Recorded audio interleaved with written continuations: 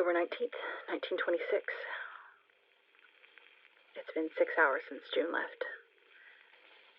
6 hours since... Was this...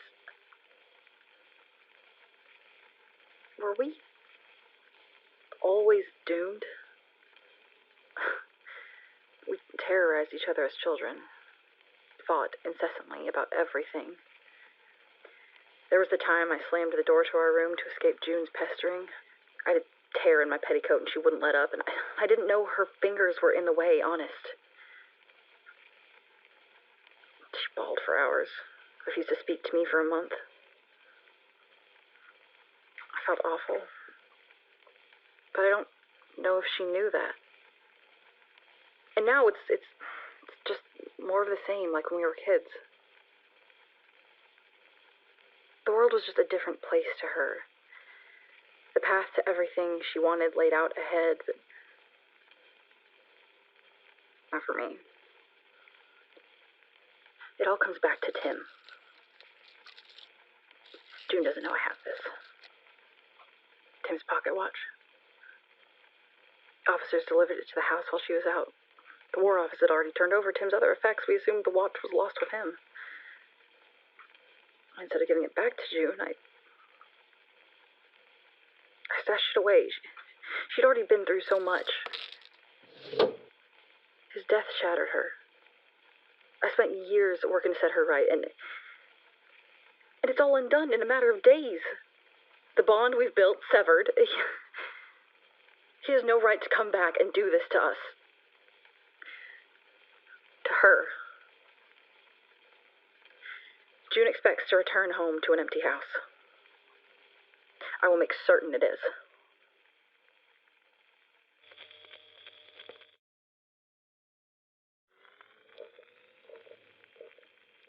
I found that old pamphlet from when the spiritualists came through town. It must have been 4 years ago.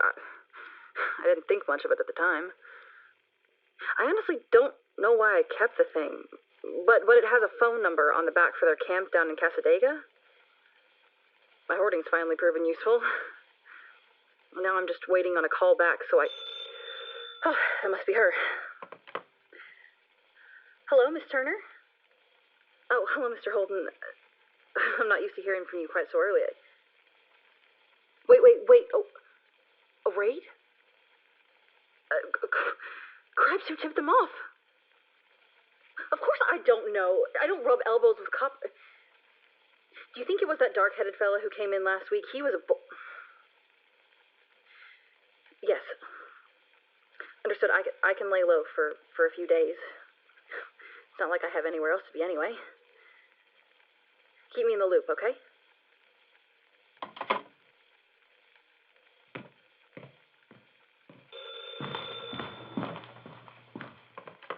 Yes, Miss Turner? Sure, Harriet.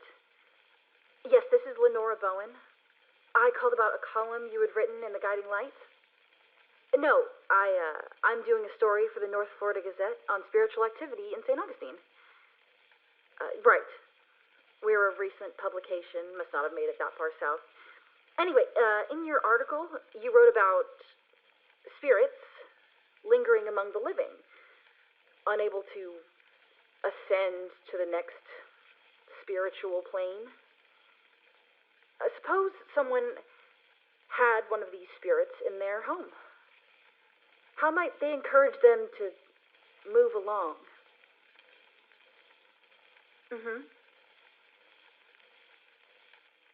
Yes, I understand. It got cut off, but I finished my conversation with Harriet Turner earlier. She's one of the spiritualists in Casadega. I thought if anyone could help with my problem, it'd be them.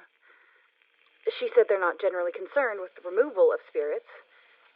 Suggested I speak to a priest, if that's my goal. I've never been much for religion. Then again, I never really believed in ghosts either. Yet here we are. Still, I don't exactly have time to make right with the Lord. I'll try their way. Communication. Harriet said spirits aren't meant to linger on this plane, so Tim being here means there's something he's trying to say. And it makes sense. He always was a talker. According to Harriet, I just need to make contact.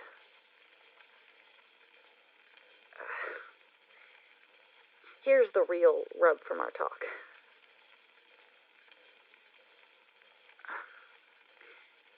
Harriet suggested that being able to hear the dead, let alone see a spirit, indicates an affinity for the spiritual. She thinks I'm some kind of medium. Says people are born with it. But if that's true, why now? And why Tim? What is...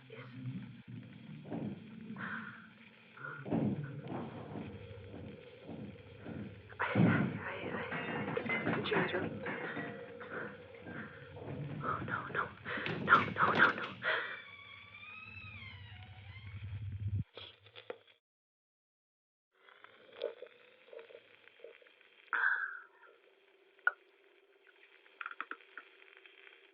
October 20th, 1926. I saw Tim again last night. Back in June's bedroom. This time was different, though. Worse.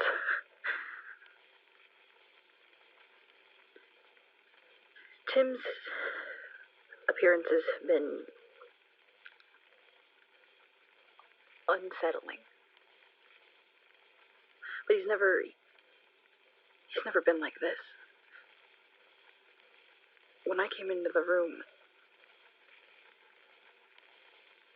have you ever tried to keep a candle lit in a breeze? You shield it from the wind, but the flame sort of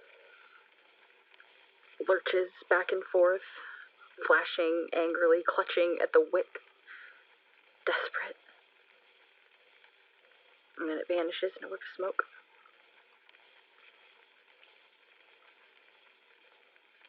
Tim didn't vanish. Instead, each time he'd flash, it looked painful. Can spirits feel pain? And the room, it was like Tim's rage was disrupting the laws of nature. If that's what you'd call it. The bureau mirror cracked. A book flew out an open window. The bedside table overturned, shattering the lamp that June inherited from grandmother.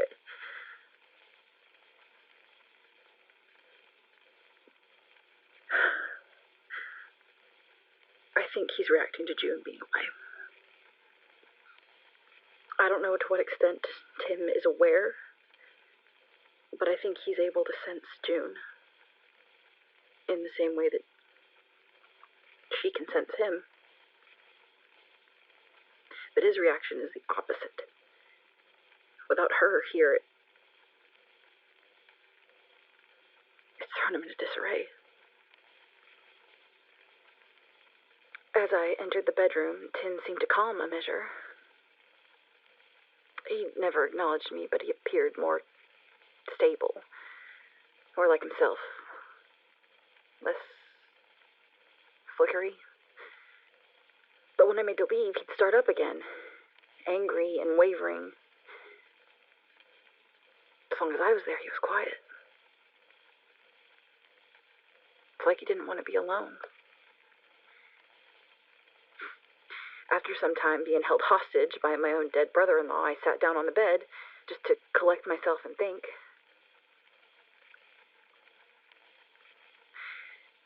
Tim sat down next to me.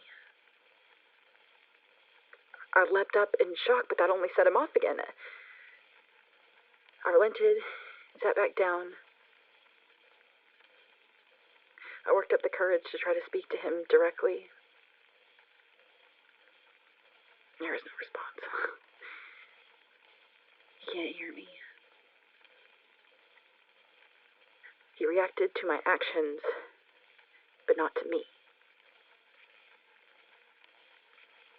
Then it dawned on me.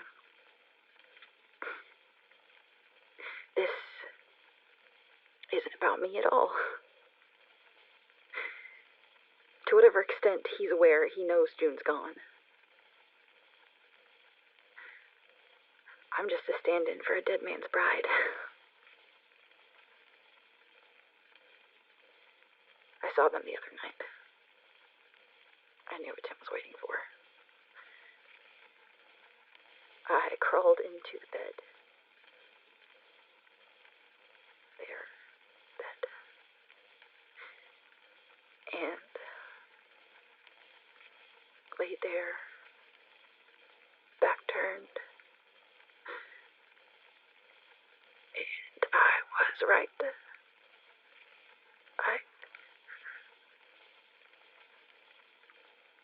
I could feel it.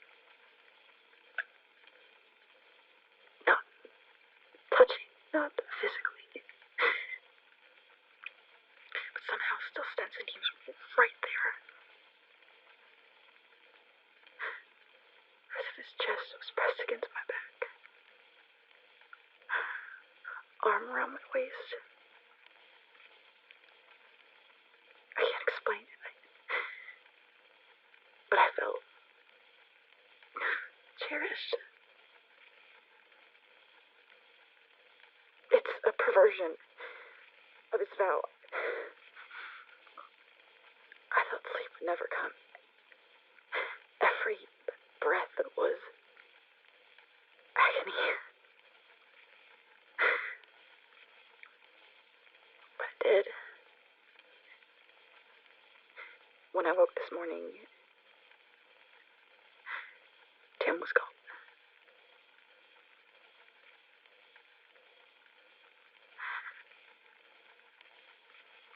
Do you know the cruelty you've inflicted on me?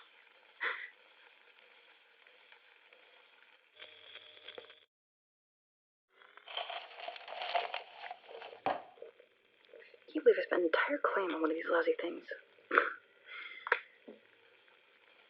June was always scared of spirit boards. I think they're nonsense. Although I guess I'm knee-deep in nonsense already. So why not? Harriet said spirit boards can channel a medium's abilities. Help to make contact. It's meant to work better the more participants are present. Seeing as I'm working with a limited resource, I'll have to make do on my own. I followed the rest of her instructions. Windows are blacked out. Candles are lit around the room. Fingers on the planchette. It's like a proper ghost show in here. Well, I suppose there's nothing left but to start.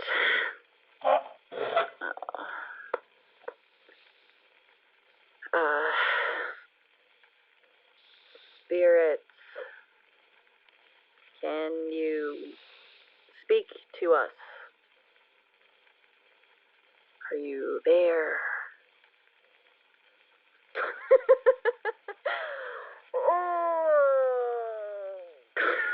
Since what am I doing? Okay, alright. Focus, at least try to take this seriously.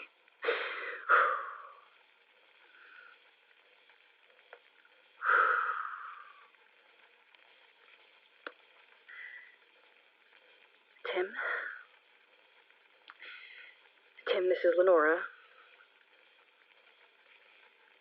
Are you there? I'd like to talk to you.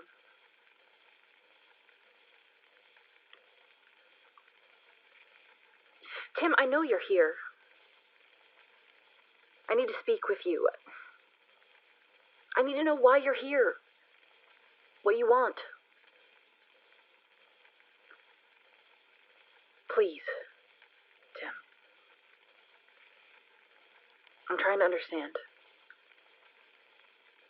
I know you would never want to hurt June. Whatever it is you're here for, whatever it is you want, I will help you, but you can't stay. You can't keep doing this.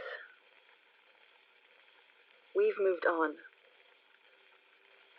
You need to as well.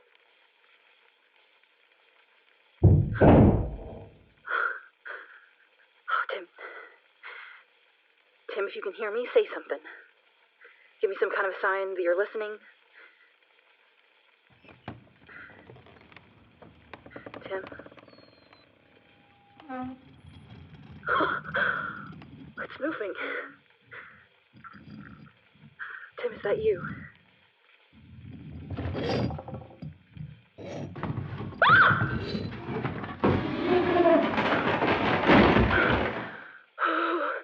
What?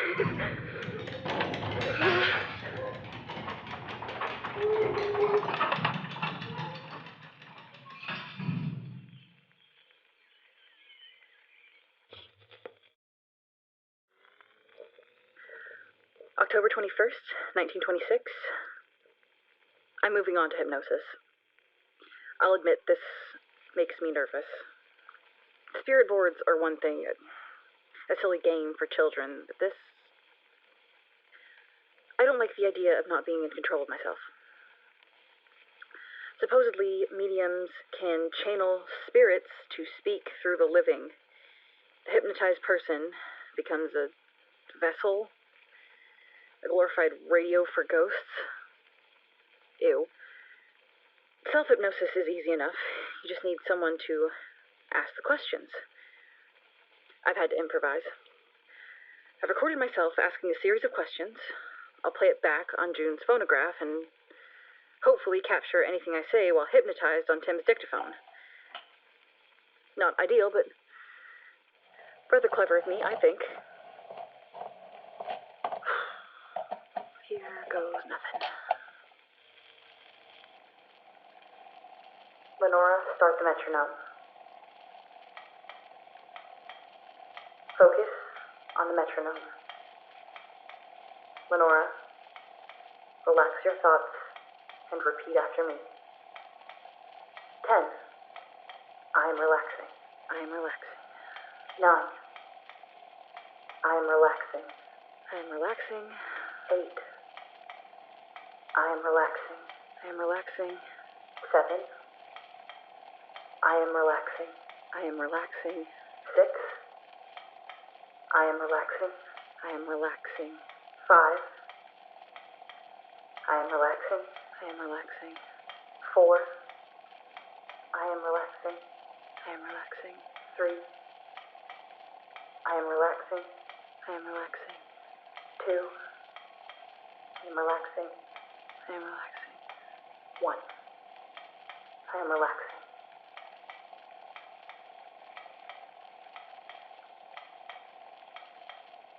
Tim, I invite you to speak through Lenora.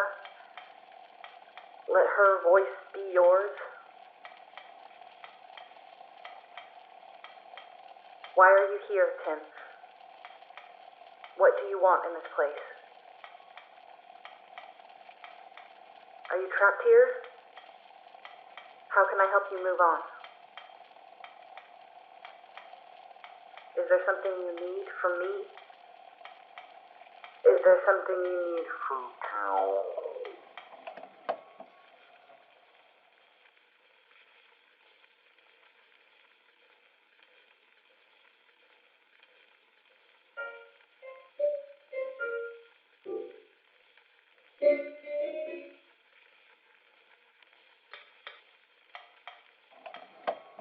Is there something you need from June?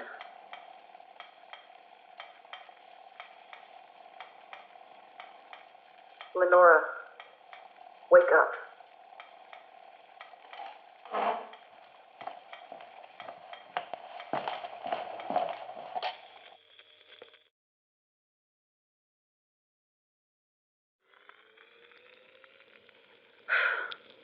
I listened back to the last record. Useless. Tim's obviously messed with the phonographs, but he didn't speak. Nothing Harriet suggested has gotten me any closer to solving this. I knew this spiritualist stuff was bunk. Why do I even bother? I have one last swing to take. Tim's things. Objects he was familiar with in life. It's all I have left to go on. I sorted through a few of his boxes. Most of it's junk, half-built contraptions, an old book of unused postcards. Picked out items that seemed significant, or at least things he used regularly. I tried to put them back where they would have been. For all the times I visited, I never exactly took note of where Tim kept his toothbrush. I can only hope it's a bit like horseshoes. I even brought up his god-awful whiskey from the cellar.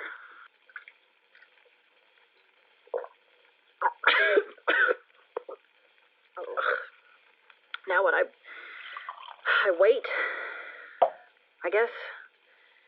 See if Tim decides to give himself a shave or reread his Sherlock collection. And that's somehow supposed to spur a conversation so I can ask him kindly to get the hell out of our lives? Asinine. While every one of her methods has failed so far, I'll give Harriet this. These little experiments, listening back to the recordings, have made me realize something. There's a pattern to Tim's actions. A kind of repeating loop. Tim's appearances are not arbitrary, at least not always.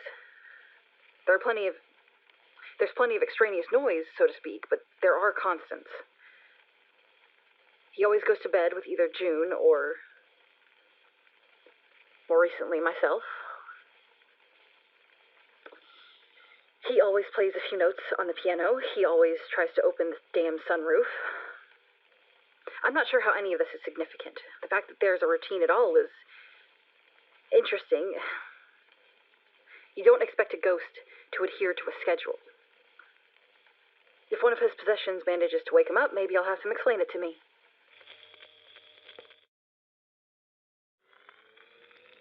Waste of my time. I put out Tim's things, just like the damn spiritualist said. And what did it accomplish? It added a few more stops on his repeating tour of the house. It's October 22nd, 1926, yada yada. The only thing the objects seem to do is add to Tim's loop. Now, he goes to bed, shaves, plays the piano, opens the sunroof, and moves his knight to G3 on his goddamn chessboard. There's no set time for this loop. But he does go through all of the actions again and again, so hooray, I've given him more to hang around for. Did my efforts wake him up? Did they help me connect with him somehow? Did they give him a hint that he is not goddamn welcome here? Of course not. Cripes.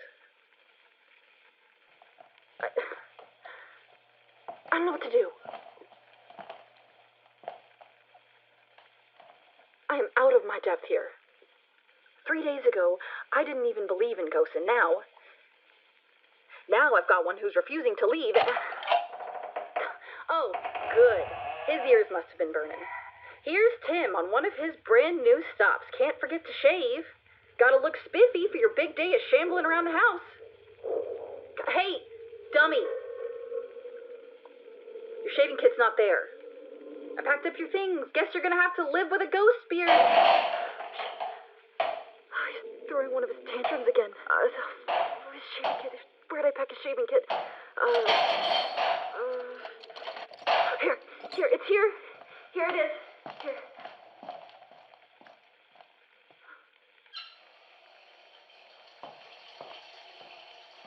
Huh. Look at that.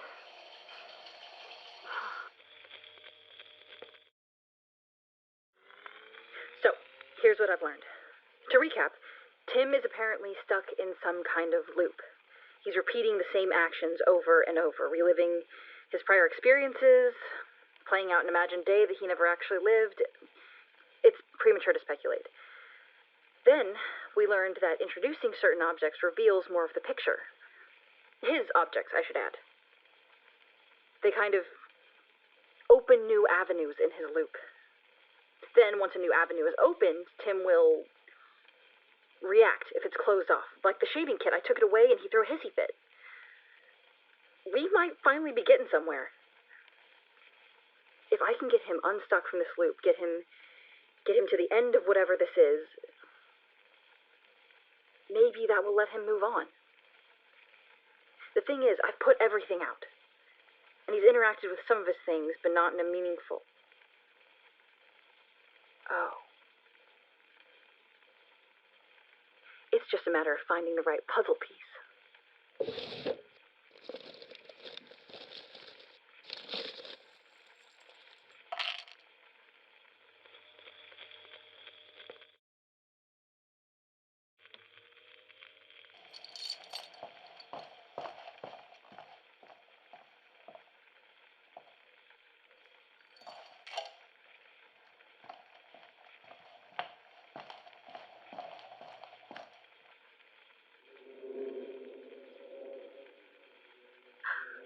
He's coming. I put out his pocket watch next to his shaving kit so that... He's here. He's going for his razor. He's just standing there, looking at it.